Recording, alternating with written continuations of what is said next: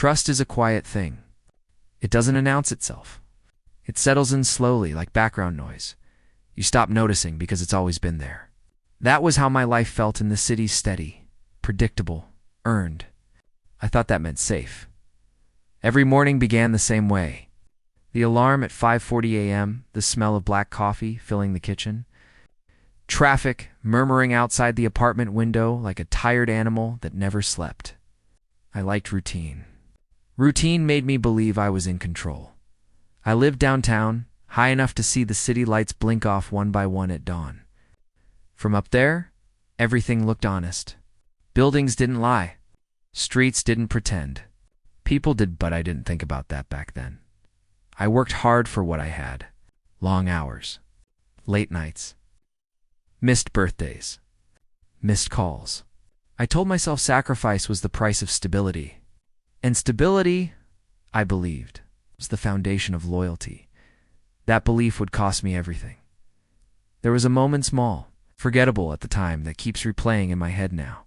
A flashback that refuses to fade. We were standing in the kitchen, sharing takeout burgers and fries from the place downstairs.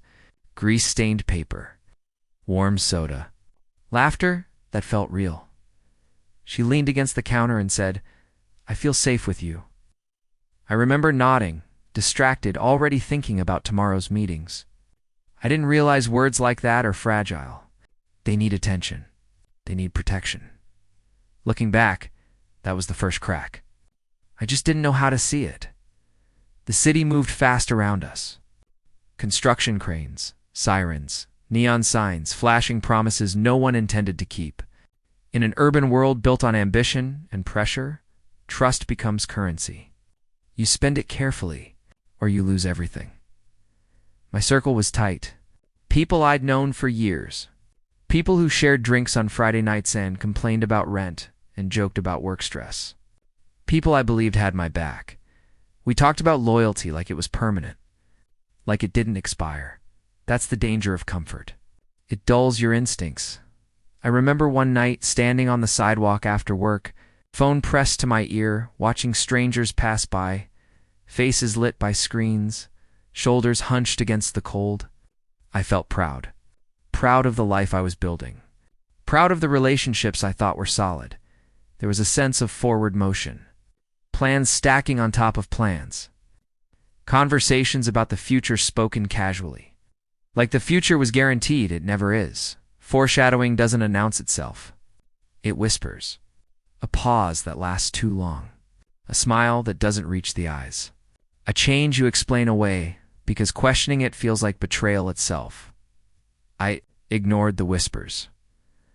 I told myself trust meant not asking too many questions. Loyalty meant giving people the benefit of the doubt. Pride meant not appearing insecure. Those beliefs would trap me. Late one evening, I stood by the window, city lights reflecting off the glass, and felt something I couldn't name. A pressure in my chest. A thought I pushed aside. Life was good. That's what mattered. I didn't know that, beneath the surface, choices were already being made without me. Conversations were happening in rooms I wasn't in. Lines were being crossed quietly, deliberately. Betrayal doesn't start with a knife. It starts with permission. The worst part. I would have sworn nothing could touch us. I would have defended that belief against anyone who questioned it. I would have laughed at the idea that trust could collapse so completely. I didn't see the betrayal coming, because I believed love, loyalty, and shared history were enough to protect me in a city that rewards ambition over honesty. That was my first mistake. There's a strange comfort in familiarity. It makes warning signs look like harmless habits. That's what happened to me, slowly, quietly. One overlooked moment at a time. The city kept moving at its usual speed. Trains rattling underground, screens glowing late into the night, people chasing deadlines like they were lifelines. From the outside, nothing had changed. But inside our apartment, the air felt different, thinner, like something important had been removed and replaced with silence. I noticed it first in the pauses. Conversations that used to flow now stopped short. Questions answered with half sentences. Laughter that arrived late, like it had to remember its cue. I told myself it was stress, work pressure. Life in an urban grind does that to people. That's what trust tells you to believe. There were evenings when we sat on opposite ends of the couch, television humming between us, both scrolling on our phones. I watched her screen light up again and again. Quick glances, subtle smiles. Fingers typing fast, then stopping when I looked over. "Everything okay?" I asked once. "Yeah, just stuff," she said, not looking up. Stuff is a dangerous word. It sounds small, harmless. It gives you permission to stop asking. I let it go. Flashback hit me hard one night while I was walking home alone. Years earlier, I'd promised myself I'd never ignore my instincts again. Back then, I'd learned the hard way that loyalty without awareness is just blindness dressed up as love somehow. I'd forgotten that lesson. Weekends changed next. Plans canceled last minute. Errands that took too long. "I'll be back soon," stretching into ours. I stayed home, convincing myself independence was healthy. That space meant maturity. That's how people rationalize pain before it becomes undeniable. Friends noticed before I did. Casual comments, side glances. A question left hanging too long in the air. "You good, man?" asked more than once. I always said yes. Pride makes liars of honest people. The city lights outside our window stayed on longer these days. I'd sit awake, listening to traffic and distant sirens, replaying conversations in my head, searching for meaning between words, wondering when exactly the shift happened.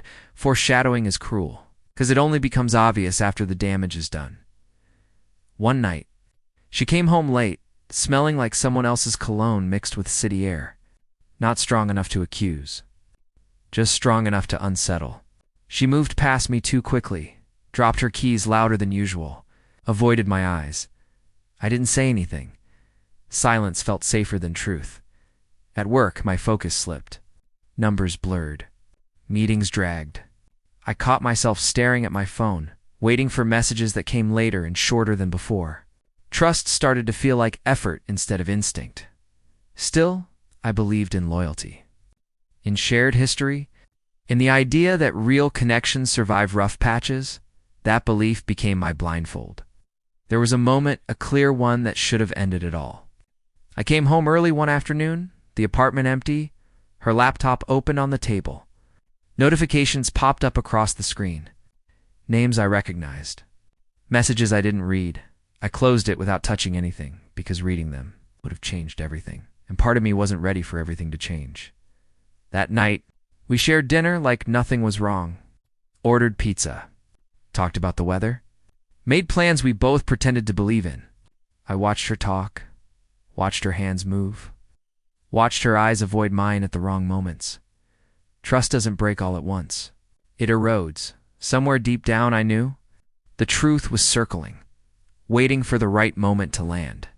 I felt it in my chest, in the way my stomach tightened when her phone buzzed. But I kept telling myself this was what commitment looked like. Patience, understanding, faith. I didn't realize faith without truth is just self-betrayal. The city outside kept glowing, indifferent. And beneath all that light, something dark was getting ready to step into the open. I still didn't see the betrayal coming. Not clearly. Not yet. The mind does strange things when it senses danger. It starts collecting evidence quietly, like it's building a case it hopes it never has to present. That's where I was, half aware, half denying. It's moving through my days with a tension I couldn't shake. The city felt louder now. Car horns pressed into my skull. Voices echoed too sharply in crowded spaces. Even the elevator ride up to our floor felt longer, heavier, like it was carrying more than just bodies. I began paying attention to details I'd once ignored. Her schedule no longer followed patterns. Gym days changed. Late meetings appeared without warning. Errands multiplied. I told myself urban life was unpredictable. That freedom meant flexibility. That lie held until it did. One evening, while we waited at a crosswalk, her phone rang. She stepped away to answer it, turning her back slightly, lowering her voice. The signal light changed from red to green. People flowed around me, and I stood there frozen, watching her reflection in a storefront window. Her face softened in a way I hadn't seen in weeks.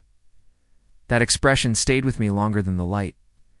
Flashbacks slammed into me later that night. Years ago, my father had said something I didn't understand at the time. People don't leave all at once. They leave in pieces. Back then, it sounded dramatic. Now it felt precise. I started noticing how she guarded her phone, how it never rested face up anymore, how passwords changed, how laughter showed up at strange moments, disconnected from anything happening around us. I asked again if everything was okay. She smiled and said, "You worry too much." That smile felt rehearsed. Trust doesn't disappear suddenly. It flickers. And once it flickers, you can't unsee it. At night, sleep came in fragments. I'd wake up to the glow of her screen, turned away from me, fingers moving fast, shoulders tense. When I shifted, the screen went dark. She pretended to sleep. Those moments were louder than arguments. Friends stopped asking questions. They started watching instead. Silence replaced reassurance. The unspoken became heavy. One weekend afternoon, the city sky hung low and gray, pressing down on everything. I decided to clean something physical to quiet my thoughts. While folding laundry, I found a receipt tucked into a jacket pocket. Dinner for two. A place across town I'd never been invited to. The date was a night. She said she'd worked late. I sat on the bed for a long time, receipt in my hand, feeling the weight of choice. Confrontation or denial. Truth or comfort. I chose neither. Instead, I placed the receipt back exactly where I found it. Folded the jacket. Closed the drawer. That decision marked the beginning of the end. Even though I didn't know it yet, because once you see proof and still turn away, something inside you breaks quietly. Foreshadowing crept in everywhere. In songs on the radio, in strangers arguing on the street, in the way couples avoided each other's eyes on the subway, the city reflected my unease back at me. One night, while standing on the balcony, I watched the lights flicker across other apartments' tiny stages where lives unfolded without my permission. I wondered how many betrayals were happening at that exact moment, hidden behind glass and curtains, probably more than anyone admits. She came home late again. This time, there was no explanation offered. Just a casual long day tossed into the room like it should be enough. I nodded. Inside, something hardened. Trust was no longer automatic. Loyalty felt conditional. Pride whispered that if she wanted to leave, she'd have to face me first.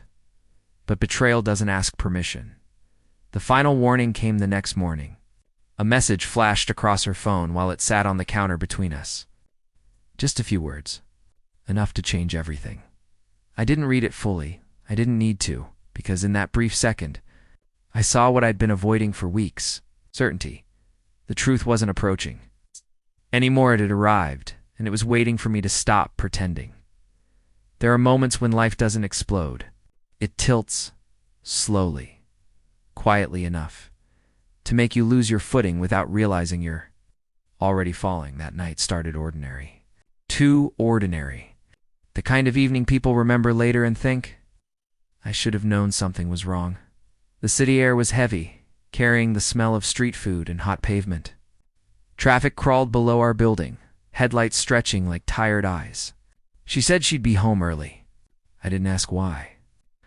I didn't ask anything anymore. I cooked dinner. Something simple. Grilled chicken, mashed potatoes. Food that felt familiar, safe. I wanted normal. I needed it. Hours passed. I ate alone when the door finally opened.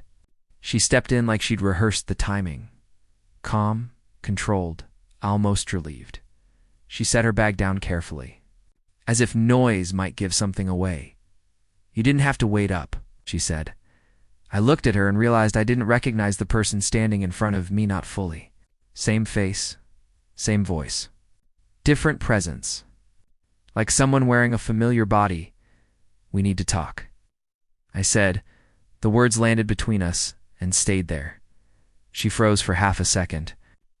Not long enough for denial. Just long enough to confirm what I already knew. We sat at the table. The same table where we'd planned trips, argued over bills, laughed at nothing. Now it felt like a courtroom with no judge. I didn't accuse her. I didn't raise my voice. I asked one simple question. Is there something you're not telling me? Silence stretched. The city hummed outside, indifferent. A siren wailed somewhere far away. She exhaled slowly, looked at her hands, then up at me. It's not what you think, she said. That sentence always comes before the truth. Thor before a better lie. I didn't respond. I waited. Waiting had become my specialty. She talked in fragments, stress, confusion, feeling disconnected. Words that sounded reasonable if you didn't listen too closely. If you didn't notice how carefully she avoided specifics, foreshadowing wrapped itself. Around every sentence, I asked another question. Are you seeing someone else? She didn't answer right away. That pause hit harder than any confession could have. Her eyes filled not with guilt, but with fear. Fear of consequences. Fear of exposure. Fear of losing control of the story. I never meant for it to happen like this, they said. There it was. The room felt smaller, the ceiling lower. My chest tight like something heavy had been placed there without permission. I stood up, walked to the window, watched the city lights blur. I didn't want to look at her while the truth settled in my body. Who is it? I asked. Another pause. When she said the name, it felt unreal. Not a stranger, not a shadowy figure from another world, someone I knew, someone who had sat across from me, someone who had laughed with me, someone who had shared drinks and stories in silence. That was the moment the betrayal sharpened. It wasn't just about love lost. It was about loyalty violated. Trust dismantled piece by people who knew exactly what they were doing. Flashback rushed in without warning. Every conversation, every shared moment. Every time I defended both of them without hesitation, my pride burned at the memory. I turned back to her. How long? She shook her head. It doesn't matter. It mattered, because time measures intention. She reached for my hand. I pulled away. The distance between us felt final. Even though neither of us had said it out loud yet. I didn't want to hurt you, she said. That line almost made me laugh. Betrayal doesn't come from hatred. It comes from selfishness, dressed up as confusion. I didn't yell. I didn't break anything. I didn't beg. Instead, something inside me went quiet. That scared me more than anger would have. The conversation ended without resolution. No closure. No clean ending. Just two people sitting in the aftermath of choices that couldn't be undone. Later that night, after she went to bed, or pretended to, I sat alone in the living room, lights off. Watching the city breathe through the windows, I realized something then. The worst part of betrayal isn't discovering the truth. It's realizing how long the truth lived right beside you, while you chose not to see it. Morning didn't bring clarity. It never does. It only exposes what the night tried to hide. Sunlight crept through the blinds, cutting the room into sharp lines. The city outside was already awake. Delivery trucks, early commuters, the low grind of ambition restarting its engine. Life didn't pause just because mine had cracked open. She moved around the apartment quietly, like a guest who'd overstayed her welcome. No conversation. No apology that meant anything. Just the sound of drawers opening, water running, footsteps carefully measured. I sat at the kitchen table, untouched coffee cooling in front of me, replaying everything. Not just the betrayal, but my role in it. The signs I'd ignored. The moments I'd rationalized. The pride that kept me silent when I should have demanded truth. That's the part no one talks about. Betrayal hurts, but self-betrayal cuts deeper. She finally spoke. I don't know what happens next. That sentence carried no urgency, no fear, just uncertainty. I looked at her and saw it clearly now. She wasn't confused. She was relieved the secret was out, the tension gone, the performance finished. That realization hardened something in me. Neither do I said. And for the first time, that was honest. The rest of the day passed in fragments. She left, came back, packed some things, talked about space, about needing time, words designed to soften consequences without undoing actions. I let her talk. Because when someone shows you who they are, interruption is unnecessary. Flashback hit unexpectedly while she packed. A memory of us laughing in this same room, music playing, food spread across the counter, plans stacked high, promises spoken casually as if time owed us fulfillment. That version of us felt like it belonged to another life. When the door closed behind her, the apartment fell into a silence that felt earned, not peaceful, just final. I stood there for a long time, listening to the city breathe through the windows, and felt something strange rise up through the pain. Freedom, not the kind people celebrate. The kind that comes when illusion finally dies. The next few days blurred. Friends reached out. Some knew already.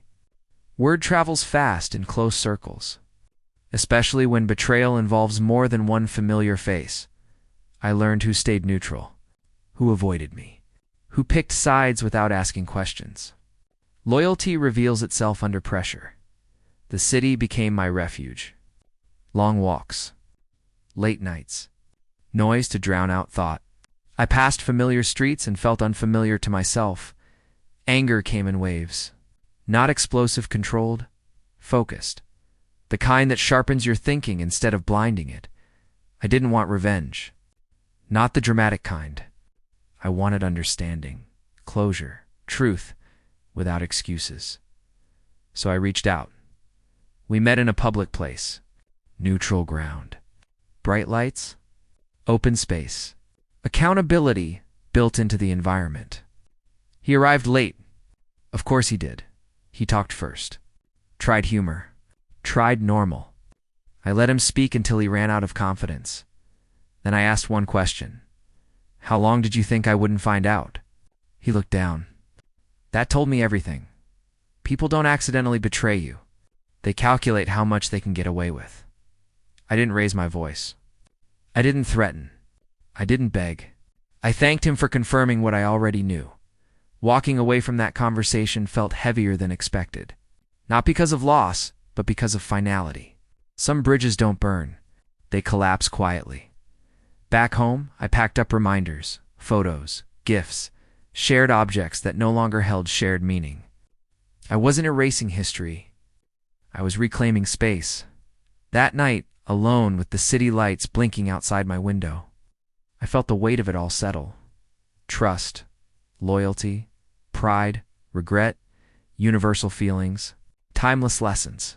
Betrayal doesn't just break relationships. It rewrites your understanding of yourself.